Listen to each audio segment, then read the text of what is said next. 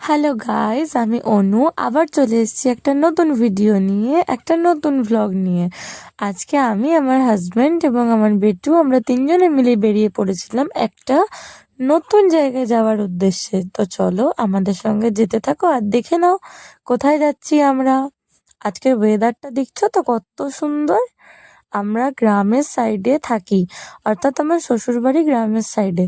দেখো এখানকার ভিউ কত সুন্দর লাগে কোথাও যাওয়ার সময়।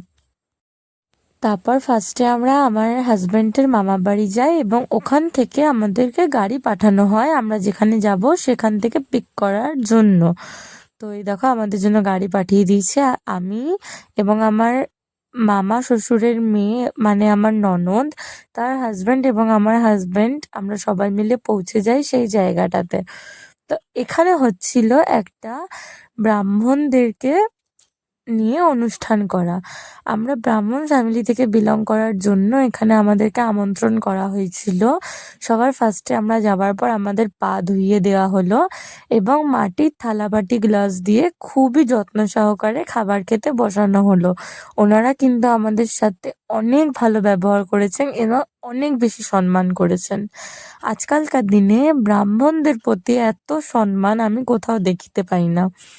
হ্যাঁ, আমি কোনো জাতিকে ছোট করছি না, বাট বলছি যে ওনারা যেভাবে আমাদেরকে ডেকে সম্মান করেছেন, সত্যিই সেই রকম সম্মান অন্য কোনো জায়গায় দেখতে পাওয়া যায় না।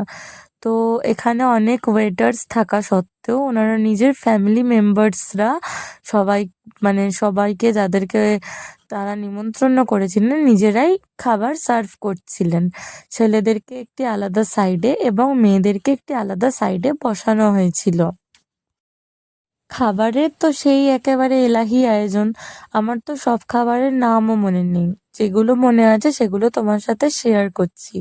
তো সবার ফার্স্টে আমাদেরকে দিয়ে দিয়েছিল দই বড়া, তারপর দিয়েছিল কড়াইশুঁটির কচুরি, ডালের একটা পরোটা, মেথির পরোটা আর নান এবং লাচ্ছা পরোটা। আর সবজিতে ছিল পনিরের তরকারি আর একটা আই থিঙ্ক বেসন টাইপের কিছু দিয়ে তরকারি করেছিল, আরো অনেক কিছু। তারপর লাস্টে আমাদেরকে ওরা সবাইকে আলাদা আলাদা করে এক একটা চেয়ারে বসালো, তিলক করলো এবং আমাদের হাতে একটা একটা করে গিফটের ব্যাগ দিয়ে দিল।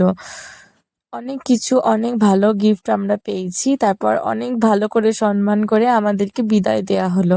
ওনারাই ওনাদের গাড়ি করে আবার আমাদেরকে আমাদের মামাবাড়ি পর্যন্ত ছেড়ে দিয়েছিলেন। আর হ্যাঁ, সবাই দেখছো তো কেমন করে প্রণাম করছে, আমার তো খুব অন্যরকম লাগছিল। বয়স্ক মানুষরা যদি আমাদেরকে প্রণাম করে তাহলে কেমন লাগে বলো তো। বাড়ি আসার পর অর্থাৎ মামা বাড়ি আসার পর দেখি আমাদেরকে গিফটে একটা একটা বক্সে শাড়ি, তারপর টিপ এবং আঙুল চুটকি দিয়েছিল রুপোর। তারপর ছেলেদেরকেও সেরকমই প্রায় পাঞ্জাবি পায়জামার পিস 500 টাকা এবং আরো কিছু ছোটখাটো গিফটস দিয়েছিল। যাই হোক, গিফটস গুলো আমাদের তো অনেক ভালো লেগেছে। দেখছো তো কত সুন্দর শাড়িটা পেয়েছি। তো গিফটস গুলো তো অনেক সুন্দর ছিল। তারপরে আমরা মামা বাড়ি থেকে বেরিয়ে পড়লাম বিকেল বিকেল আমাদের বাড়ি আসার উদ্দেশ্যে। এই টাইমে ওয়েদারটা অনেক বেশি মেঘলা মেঘলা ছিল, খুব বেশি রোদ লাগেনি আমাদের এবং আমরা একটু লেটেই বেরিয়েছিলাম। তো আস্তে আস্তে করে গাড়িতে আমরা আবার আমাদের বাড়ি চলে আসি। আমরা যেখানে ঘুরতে গেছিলাম ওখানে ঘুরতে গিয়ে তো আমরা খুবই খুশি হয়েছি। আমার মন তো খুবই খুশিতে ভরে গেছে, অনেক অনেক গিফটস পেয়েছি। গিফটস পেলে কার না ভালো লাগে বলো। তো যাই হোক, আজকের ব্লগটা তোমাদের কেমন লাগলো আমাদেরকে নিশ্চয়ই জানিও কমেন্ট করে, এবং ভিডিওটা ভালো লাগলে লাইক করো, শেয়ার করো এবং সাবস্ক্রাইব করে দিও। থ্যাংক ইউ এত দিন ধরে আমাদের চ্যানেলের সাথে জুড়ে থাকার জন্য। বাই বাই, আবার চলে আসবো একটা নতুন ভ্লগ নিয়ে। তোমাদের সঙ্গে দেখা হবে। টাটা।